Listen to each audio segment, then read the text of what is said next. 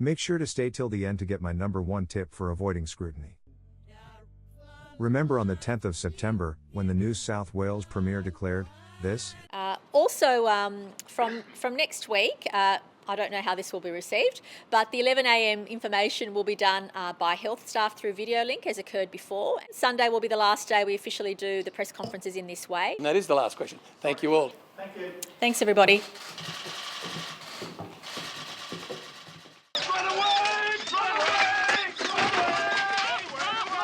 There was a bit of a kerfuffle when the announcement was made, largely because of the timing, but also due to disturbing statements like these little nuggets. The Premier of the state should front to the people when she needs to make sure people know when there's a major milestone or a major issue or when I feel I need to be accountable. And I'll turn up when I need to. Something that got lost in the hullabaloo of the press conference announcement was the sitting of Parliament. Many people would know we don't have Parliament functioning in New South Wales at the moment. We're the only state or territory, even the Commonwealth Parliament, is sitting right now at the moment. New South Wales isn't. Parliament is not sitting. You won't let Parliament sit, despite advice from Kerry Chant now saying that she doesn't oppose it. How do people have confidence that scrutiny of government is taking place? Firstly, I'm looking forward to Parliament resuming on the 12th of October, which is the date we've already given. Secondly, myself and all of my team are accountable every day. At this point we had a government apparently unwilling to front up and answer any questions while at the same time, doing their darndest to avoid having Parliament sit. On the 14th of September, Parliament did attempt to sit, but were unsuccessful. So what happened? I'll put a link to the full Legislative Council sitting in the description. It runs for about an hour. There are a long list of rules around how that parliamentary footage can be used, so I'll reenact the key events here. Proceedings open with Trevor Khan, Deputy President and Chair of Committees, member of the LNP. I draw to your attention the state of the House and, more particularly, the absence of a minister or parliamentary secretary in the House. In that respect, I bring to your attention Standing Order 34. You would be aware that Standing Order 34 provides that the House will not meet unless a minister is present in the House. Side note. It was at this point in proceedings that you could hear someone repeatedly say the word, shame. I was instantly reminded of this. Shame. Shame. Shame. What is Standing Order 34? The short version is the House will not meet unless a minister is present in the House. So if a minister is not present when the House meets, the President must leave the chair until a later hour. In basic terms, if there are no ministers present, then Parliament can't sit. Next up was Penny Sharp, the leader of the opposition in the Legislative Council, and member of the Labour Party. This House has not sat for 82 days. The government has arrogantly come into the chamber today and said that it will not allow us to sit for at least another 28 days. No other parliament in Australia has taken this drastic action. Every other parliament, no matter which political party is in control, has respected the basic democratic rights of its people and has found a way to keep functioning. In New South Wales we have a government that has cancelled Parliament and has now cancelled the daily 45-minute media conference to provide information and advice to the public. The Premier and her cabal of ministers in the crisis cabinet seem to think that scrutiny of their decisions is optional.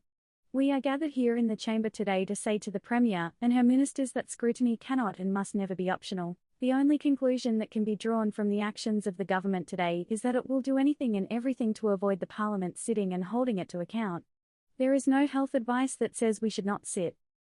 On the 11th of September, the Sydney Morning Herald published a story reporting that Dr. Kerry Chant had updated her advice in regard to the sitting of Parliament. The updated advice said that decisions about the return of MPs was now a matter for the Parliament. In other words, there was no health advice that would prevent Parliament from sitting. David Shoebridge, member of the New South Wales Legislative Council, and member of the Greens. While we are having this debate about whether Parliament can sit, the government is refusing to provide a minister, allegedly because of reasons of public health. But let us be clear about this. Government members are using COVID as a charade to shut down democracy. They are holding democracy to ransom by refusing to turn up and do their jobs. Ministers are being paid hundreds of thousands of dollars a year but are refusing even to turn up to the workplace and do their jobs, allegedly because of COVID safety. This would have to be the most COVID-safe workplace in the country. I am here, having been rapid antigen tested, as has every single person in this chamber. I am here in a chamber that has additional airflow in order to keep it safe. I am here in a socially distanced workplace where everybody is double vaccinated. Meanwhile, the government is expecting young workers to be packing supermarket shelves or engaging in essential transport duties without anything like these kinds of protections.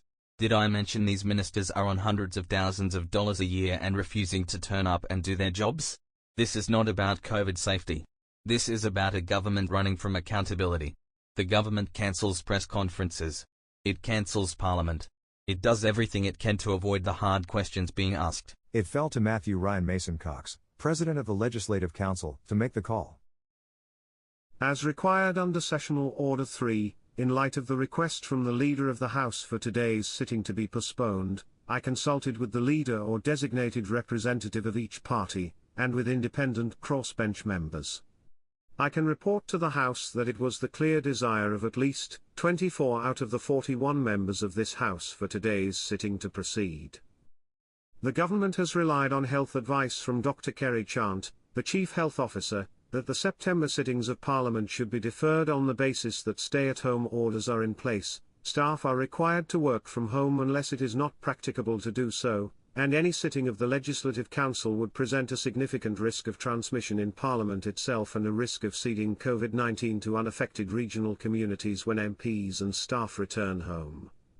As members have pointed out, this advice and the government's position overlook the fact that normal operations of Parliament are an exempted gathering under Schedule 2 of the Public Health Order concerning public gatherings and that members of Parliament and parliamentary staff are authorised workers under the terms of the Public Health Orders. This means that the current public health orders contemplate Parliament sitting during the pandemic and enable members and parliamentary staff to travel to Parliament for this purpose. The government has today deliberately withheld its ministers from attending the scheduled sitting and, as members have reflected, invoked Standing Order 34 to subvert the will of the House. For today, I am left with Standing Order 34 in the form that I find it. Accordingly, I have no choice but to now leave the chair until the ringing of a long bell. As I do so, I ask that all honourable members take the opportunity to reflect upon their personal responsibility to this House and to the people of New South Wales. And with that, the President of the Legislative Council left the chair. Your taxpayer dollars at work. So what just happened there?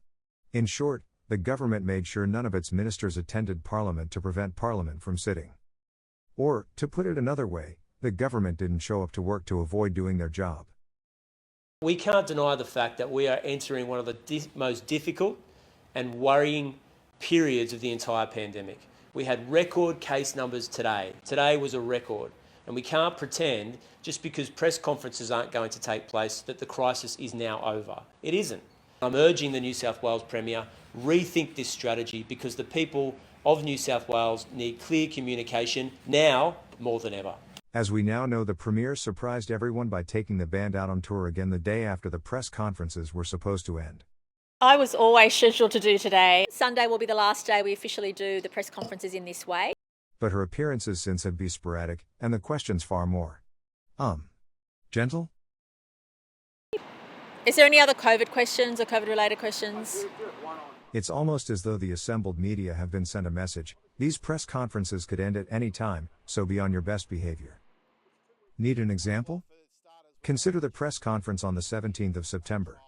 Along with the Premier, the Jobs Minister, Stuart Ayres was also in attendance. Earlier in the week there were reports that Stuart Ayres was one of the ministers summoned to appear before the Independent Commission against Corruption in relation to the Maguire matter. How many questions did the media ask the Premier and Minister Ayres about the Independent Commission against Corruption that day? What happened when a member of the media did attempt to veer off the safe path of questioning?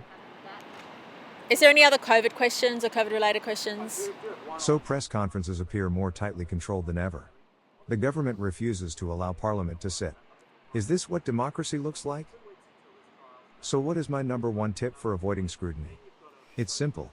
Just don't turn up. And I'll turn up when I need to, when I feel I need to be accountable. We have been so transparent every day.